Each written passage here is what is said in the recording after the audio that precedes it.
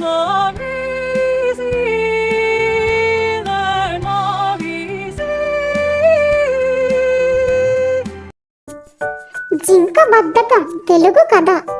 ఒక అడవిలో కొలను వద్ద కుందేలు జింక కలిసిమెలిసి ఉండేవి.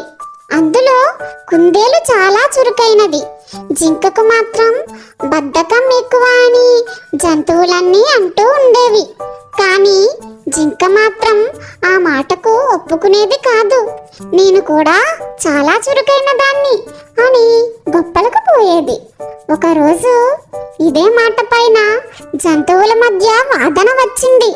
కొలనుకు పెద్ద అయిన ఏనుగు మధ్యలో కల్పించుకుని, సరే జింక తాను చురుకైన దాన్నని వాదిస్తోంది కాబట్టి దానికి కుందేలుకు ఒక పోటీ పెడతాను. ఒక పెద్ద దుంపను మన కొలను ప్రాంతంలోనే దాచిపెడతాను. దాన్ని ఇద్దరిలో ఎవరైతే ముందుగా వెతికి తీసుకువస్తే వారే విజేత. ఆ దుంప మొత్తాన్ని బహుమతిగా పొందవచ్చు అని చెప్పింది. దానికి కుందేలు జింక సరే అన్నాయి. మిగతా జంతువులన్నీ ఉత్కంఠగా చూస్తున్నాయి.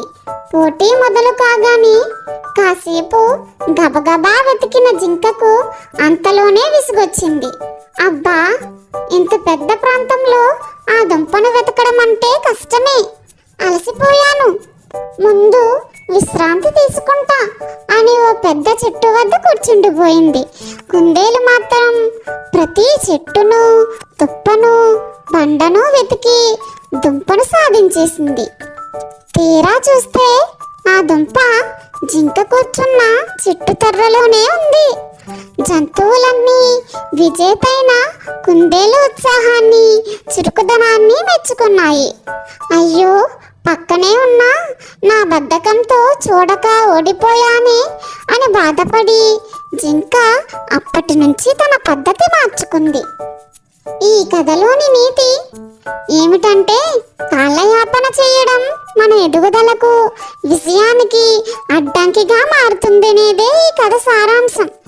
బాధ్యతను స్వీకరించడం మరియు సకాలంలో చర్యలు తీసుకోవడం ద్వారా అడ్డంకులను అధిగమించవచ్చు, అవకాశాలను సద్వినియోగం చేసుకోవచ్చు మరియు సంతృప్తికరమైన మరియు సంపన్నమైన జీవితాన్ని సృష్టించవచ్చు.